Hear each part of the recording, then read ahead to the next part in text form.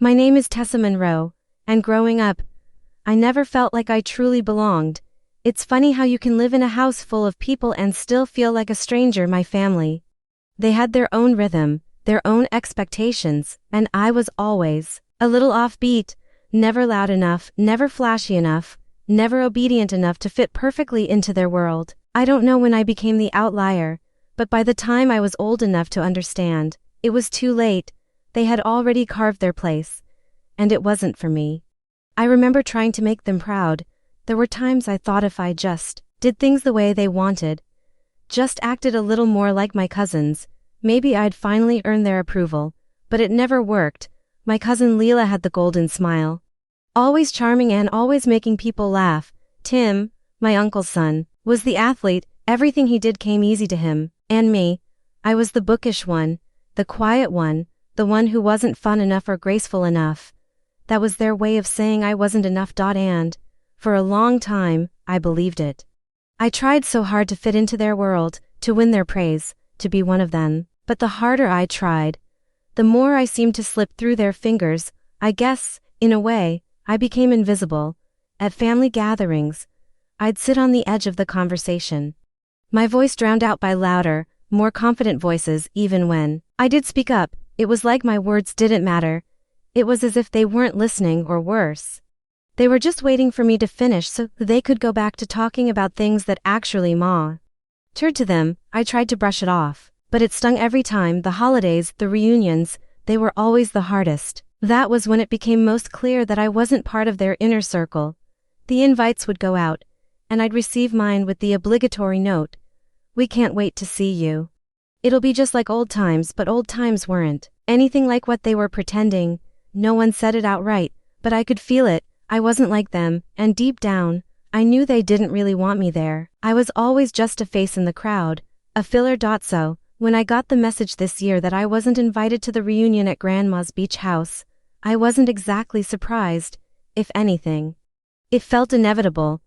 It was the one place where I always felt a little more connected to them. Grandma had this way of making me feel like I was part of something, even if it was just her and me in the kitchen making cookies. But now, that place was theirs, and I was no longer welcome. They said I made people uncomfortable, that I always turned things into drama, and I knew what they really meant. I didn't fall in line with their perfect little picture. I refused to play by their rules, their favoritism, their control. It wasn't that I didn't try to get along, I just couldn't pretend. But hearing it from them, knowing they had labeled me as the problem, it still hurt. It felt like another confirmation that I'd never be enough, that I would always be the one on the outside looking in. But what they didn't know, what they would never know, was that things had changed. Something inside me had shifted, a quiet determination I hadn't fully recognized until that moment. The beach house, the very place they had used to assert their dominance, was no longer theirs. It was mine. The message came in just like any other family update, casual, breezy, and packed with passive-aggressive undertones. It wasn't even a phone call. I should have expected that. They never had the courage to say things to my face. It was a text, a group chat that I was still somehow a part of, though I wasn't ever really invited into the inner workings of it. "Hey, Tessa," it started. "We just wanted to let you know that we're keeping the reunion at Grandma's beach house small this year. Just the immediate family. I know you'll understand." There was a smiley emoji at the end. How sweet. I read the message twice, then set my phone down. I didn't respond right away. Instead, I just sat there. I could hear the ticking of the clock on the wall, marking time as I processed it, as I tried to figure out if I should feel hurt or relieved. The truth was, I felt both. The hurt came from the years of trying to belong, of desperately wanting them to see me as part of their world, only to be told, in so many words, that I wasn't. But the relief was a quiet whisper. It was the moment I realized I no longer had to prove anything to them. I didn't need to chase their approval anymore. I wasn't going to beg for a seat at the table when they had made it clear there was no place for me. I could almost hear my aunt's voice in my head. The same one that had lectured me so many times about how I needed to lighten up or stop taking things so seriously. Her voice was always wrapped in that thin layer of judgment, as if she were doing me a favor by sharing her opinion. The thing was, I never really cared about her opinion. Not when I was younger, and certainly not now. The rest of them, I cared a little more, but after all these years of rejection, it was getting easier not to. But I wasn't angry, at least not in the way they might have expected. I wasn't going to send a rant or call them out, that wasn't my style. I had a different kind of plan in mind, a quieter one. I'd learned long ago that words, no matter how clever or sharp, never had the lasting impact I wanted. Actions, though, actions spoke louder than anything I could say, and they were about to find that out. The reunion at Grandma's beach house was supposed to be their time to bask in the glow of their perfect family image. I could already picture them now, Aunt Linda, in her sun hat and perfectly pressed dress, telling everyone about her latest yoga retreat. Uncle Tim, bragging about his newest sports car while he casually made fun of me for being too serious about life. I could hear it all, feel it all, their voices, their laughter, their familiar dismissal of me. And then, the text came, the final snub. I wasn't just excluded, I was the one who had to understand that I was the one who had always made things difficult, the one who couldn't fit in. They didn't want me there, and that, I realized, was the true hurt. It wasn't about being left out. It was about the fact that, for so long, they had made me feel like I wasn't worth anything more than the space I took up. I put the phone down, but this time, I didn't let it sit there long. I reached into my bag and pulled out the envelope. The deed to the beach house. My grandma's beach house. A house they thought was still theirs, a house that, for all their talk about tradition and family, they never once thought would belong to me, but it did, quietly, without their knowledge or approval. It was mine. It wasn't like I'd planned this out in some dramatic way. There wasn't a big, life-altering moment when I decided I was going to buy the beach house, take control, and reclaim what was mine. No, it was far more subtle than that. It was a quiet choice, born of years of silence, of standing in the shadows, of being dismissed and ignored until I finally reached a breaking point. And that was when I decided I was done. 3 months ago, when I found out the beach house was going on the market. It took everything in me not to let my emotions spill out. The house was supposed to stay in the family, right? It was Grandma's legacy. We all talked about it that way. The family treasure, the place where our memories lived. But I knew better. I knew that, to them, the house wasn't about memories or love. It was about control, it was about status, and about keeping me out of the picture. The day Grandma passed, the entire family rallied around, showing up in their perfect little uniforms, their grief wrapped up in a bow, performing for each other like they always did. They tried to tell me what to feel, what to do, and where I belonged in this new world where she was gone. But in truth, they didn't know me. They didn't know how I felt, how deep the pain ran. The beach house was the one place where I had felt something close to warmth, close to belonging, and now it was going to be sold, likely to some stranger who would turn it into a hotel or a vacation rental, completely missing its meaning. But I wasn't going to let that happen. I wasn't going to let them take it, or worse, let them manipulate it into another weapon against me. So, I did something that none of them would ever expect. I quietly, without anyone knowing, took the necessary steps. I sold off some of the savings I'd kept tucked away, all the money I'd never spent because I wasn't busy trying to keep up with them. I had no intention of telling anyone, not my parents, not my cousins. It wasn't about gloating, it wasn't about winning, it was about ownership. And reclaiming a place that had always been meant to be mine, when the paperwork was final. When the deed was in my hands, I didn't make any announcement. I didn't post about it on social media. I didn't share it over the phone. It was simply mine. I let it be that way. I let the quiet satisfaction of knowing they wouldn't even know what hit them settle into my bones. They had spent years telling me I was too much or not enough. But I was something they never saw coming, quietly resilient, quietly steady. I didn't need their approval.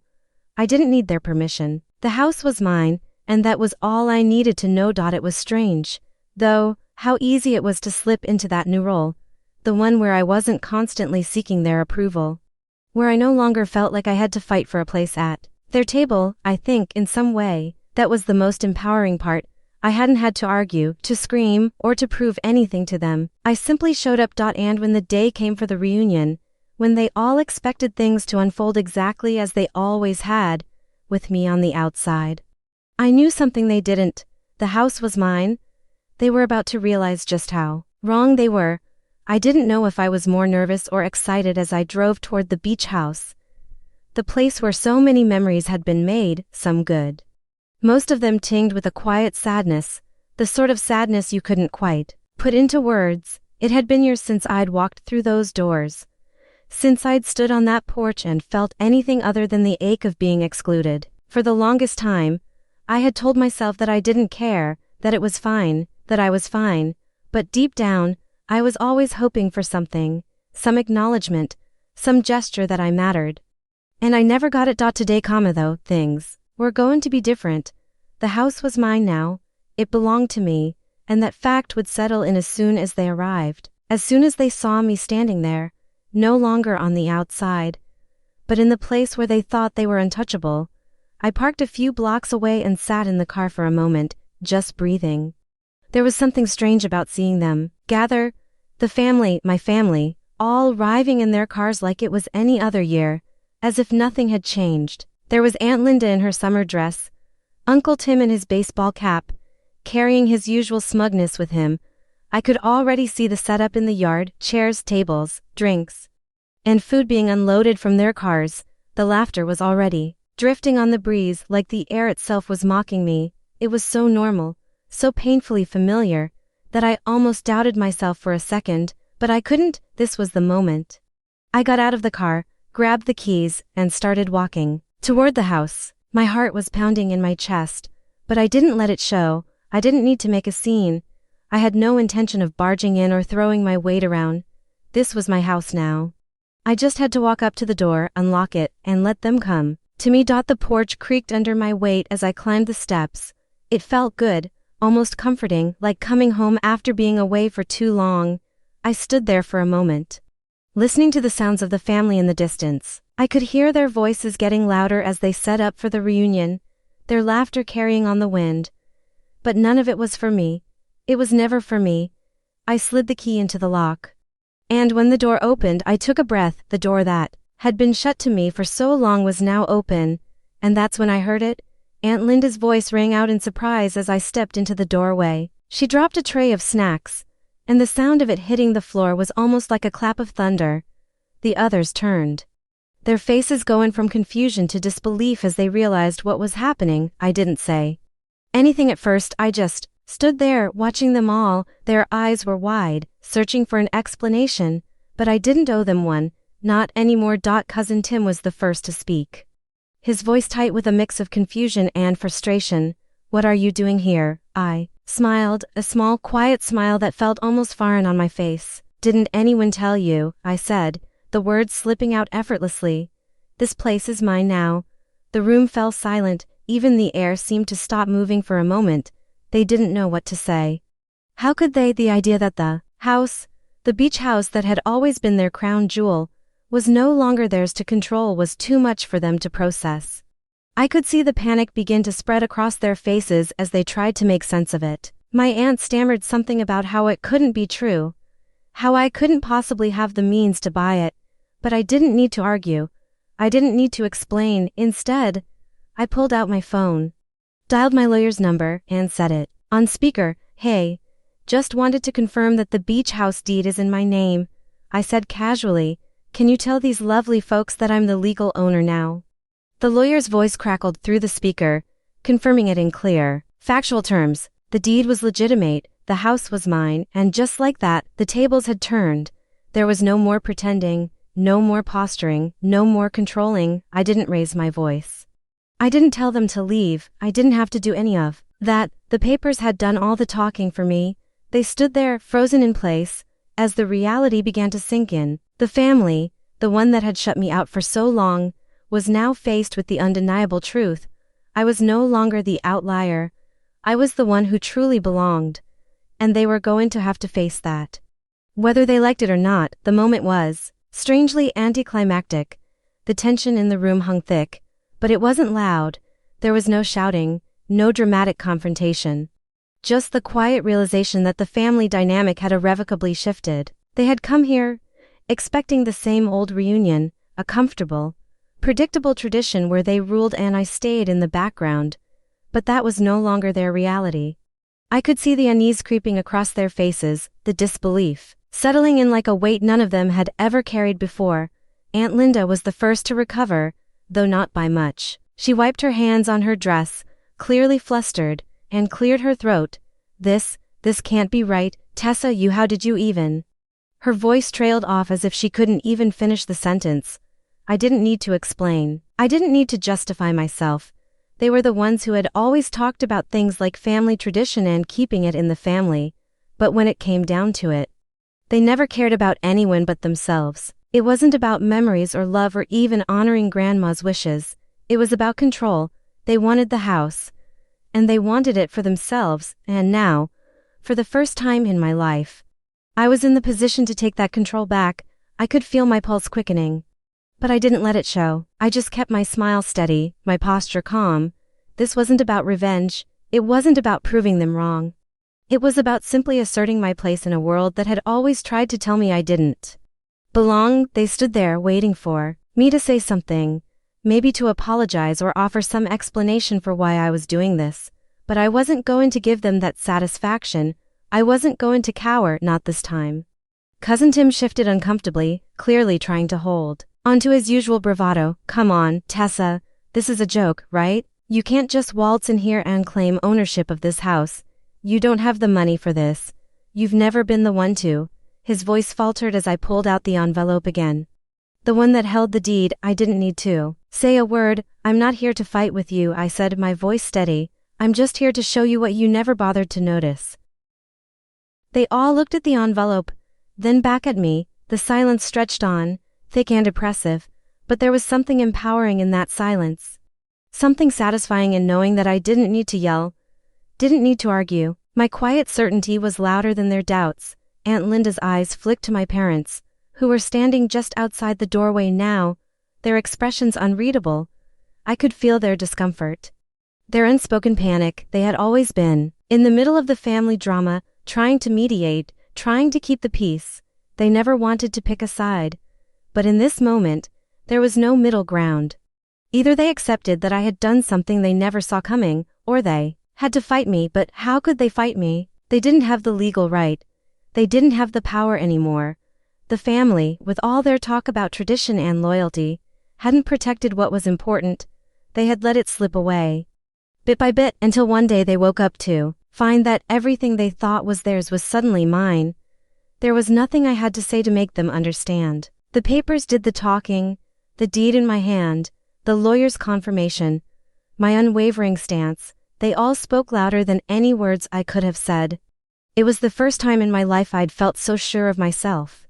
So certain that I had the right to stand in a space that had always felt foreign. The beach house was a symbol, not just of family, but of a power that had always been in the hands of others, never mine. And now, it was my turn to make it mine. To show them that I wasn't just the outlier anymore. They could stand there, stunned and disbelieving, but nothing would change the fact that I was the one who belonged.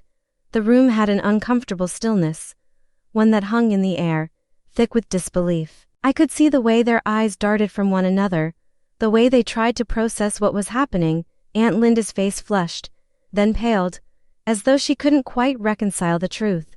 It wasn't supposed to be like this. They had never expected me to rise up, never imagined that I would reclaim anything that had always been theirs by default.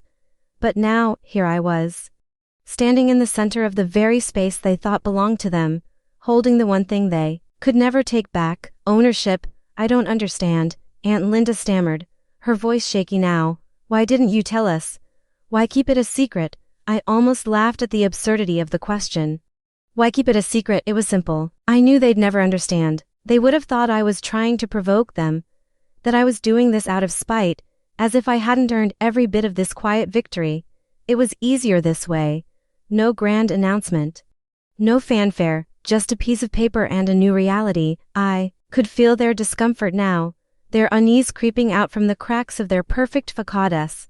The power they had wielded over me for years, that control they had taken for granted, was slipping away, and the worst part was that none of them knew what to do next. Cousin Tim tried to keep his calm, but I could see the edge of anger in his eyes. This isn't right, he muttered under his breath. You can't just waltz in here like this. Take control. I didn't take control. I cut him off. I bought it fair and square. This house was never just your property to claim. You never cared enough to truly see it for what it was, for what it meant. Their collective reaction was a mixture of surprise and growing frustration. I knew they wanted to argue, to lash out, but they couldn't, not with the deed sitting there on the table, not with the lawyer's confirmation still echoing in the air. The power was gone from their hands, and I could almost see it crumble. In front of me, Aunt Linda was the first to break the silence. You think this changes anything, Tessa? She asked, her voice a little too sharp. You can't just buy your way into the family's heart. This house is just a house. It doesn't mean anything. It's not going to make us like you more. I could feel my chest tighten. They always thought this was about them, about winning, their approval, but it wasn't. It was never about that. It was about taking back something they had never truly valued, something they had assumed would always be theirs to control. The house didn't need to mean anything to them anymore. It was mine now, and that was enough. Do you think I care about your approval? I asked, my voice quiet but steady. I didn't buy this house to impress you, Aunt Linda. I didn't buy it to make you like me. I bought it because I could, because it's mine, and because, for once, I don't need you to tell me how to live my life or where I belong. For a second, the room was absolutely still. It wasn't anger that I felt, though I had expected it. It was something else, something far more unsettling. It was the realization that they had never understood me at all. They had never seen me for who I was. To them, I was a complication, an obstacle, someone who didn't fit into their neat little world of perfect families, and now, here I was. The one who truly belonged in a space they had always thought of as theirs. But I wasn't gloating. I wasn't here to watch them squirm. I wasn't that person. I simply wanted them to understand that this wasn't a petty revenge. It wasn't about showing them who was in charge. It was about taking control of my own life, about finally stepping into a world where I didn't have to beg for their permission to exist. I could see it in their eyes now, the subtle shifts, the way their faces softened, not with regret, but with a quiet resignation. They knew this wasn't just about the house anymore. This was about me, finally standing up for myself, finally showing them that I wasn't invisible. Not anymore. And they couldn't do anything to take that away from me. It didn't take long for the awkwardness to set in, the kind of silence that fills a room when no one quite knows what to say. I could almost hear their minds racing, trying to figure out how to regain some semblance of control. But it was too late. The power had already shifted. The place that had always been a symbol of their dominance was now mine. I wasn't going anywhere. Aunt Linda looked like she was trying to hold on to something, anything, to make this situation feel less like a catastrophe. You can't just expect everything to stay the same, she said, though her voice wavered. This place, it's been ours for so long. It's part of the family. I almost smiled at the irony. It was part of the family, I said softly, but you never thought it would belong to me. You thought I wasn't worthy of it. There was a ripple through the group. Some of them shifted uncomfortably. Others stiffened their pride too large to admit they were wrong. I could see the thoughts running through their heads. Was I really saying this? Was I really taking this away from them? I wasn't taking anything from them, though.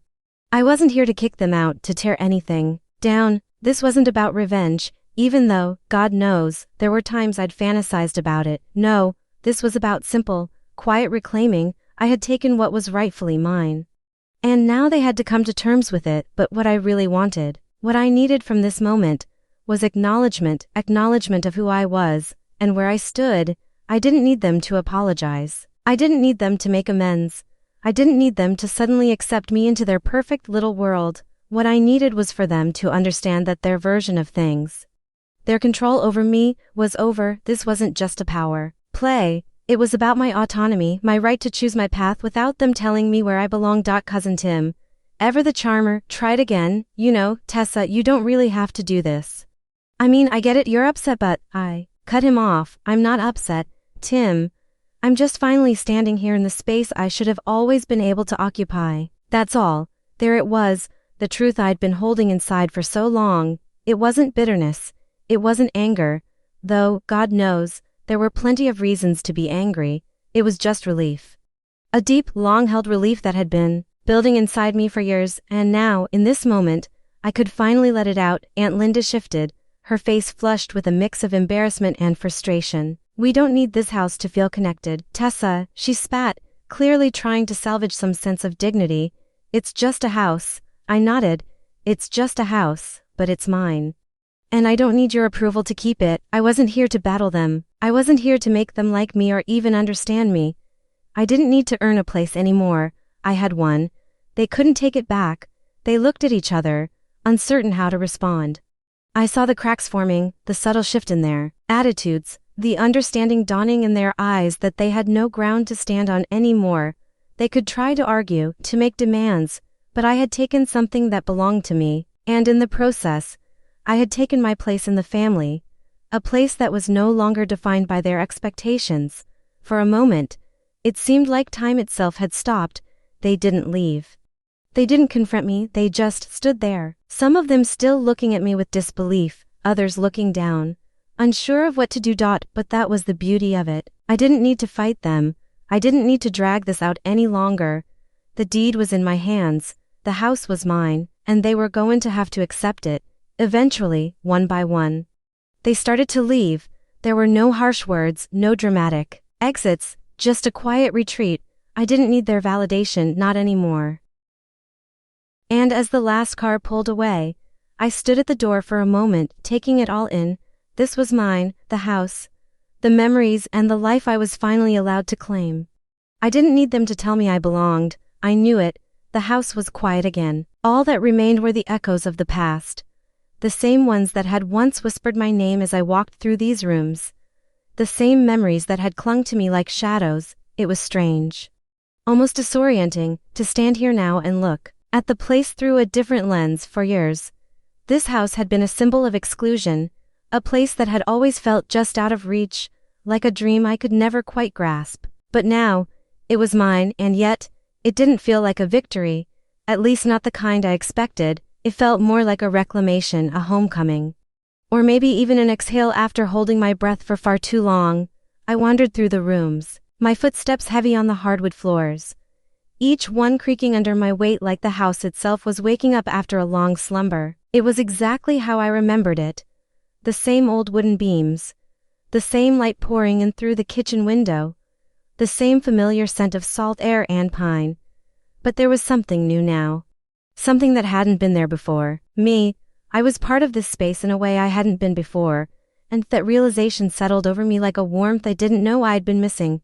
I paused in the living room, where Grandma's old armchair still sat by the window, and I could almost see her there, with her knitting basket beside her and a book in her lap. She was the only one who had ever truly seen me, the only one who hadn't expected me to be something I wasn't. I could almost hear her voice in my mind, soft and kind, as though she were telling me to take my rightful place in this house, in this family. I ran my fingers along the armrest of her chair, tracing the worn fabric, and I felt a lump rise in my throat. Grandma had been the anchor for all of us, but now she was gone, and with her, she'd left behind a house filled with memories, memories that, for so long, had been bittersweet for me. This was the place where my family had come together, for reunions, for holidays, for the kind of celebrations I could never quite fit into. I wasn't ever enough for them, not loud enough, not funny enough, not the right kind of person to join in their charades. But Grandma had always made me feel like I mattered. It was in the way she'd make me my favorite cookies when I came to visit, or the way she'd tell me I didn't have to change to be loved. She was the one who showed me that I didn't need to conform, that there was beauty in my quietness, in my differences. I stood in the center of the living room looking around, feeling the weight of her absence. The house didn't feel empty, though it felt full, full of the past, full of memories and full of possibilities. This place wasn't just the home of my family anymore. It was mine now. I had earned my right to stand here, to breathe here. It was no longer a place of exclusion. It was a place where I could build my own life, with or without their approval. The sunlight from the window danced across the floor, casting a warm glow over the room, and I felt a peace settle in my chest that I hadn't known in years. Maybe the family wouldn't understand it. Maybe they would never see what this house truly meant. But I didn't need them to. I had finally found my place. Not in the way they had always defined it, but in my own quiet way. I could hear the distant sound of waves crashing outside, and for the first time, it didn't feel like background noise. It felt like a promise A promise to myself that this was my time. This house, this space, had always been a part of me, and now, it was mine to shape however I chose. And as I looked out the window, watching the sun dip lower over the horizon, I realized something else. I wasn't the one who needed to be fixed. I wasn't the one who needed to change, it was them. They were the ones who had never learned how to see me. But that was their problem, not mine. The evening drifted by, and the house grew quieter with each passing hour. My family, in their own way, had slipped away, each one leaving the beach house with more quiet than they had arrived with. It was like they didn't know what to say anymore. No more arguments, no more tension-filled confrontations, just a slow, inevitable departure as they came to terms with the truth I had set before them. I stood on the porch for a while watching them retreat, the last car pulling away with the fading light. There was no grand gesture, no angry exit.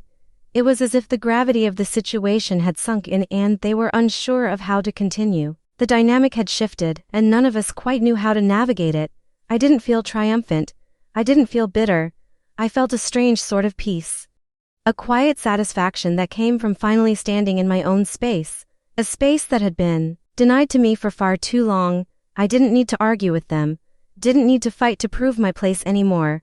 I had claimed it, and now, they had to adjust. But as the house emptied, something settled inside me, not relief, not vengeance, but simply recognition. The family that had kept me at arm's length for so long was finally gone, leaving me alone in the very place they had once controlled.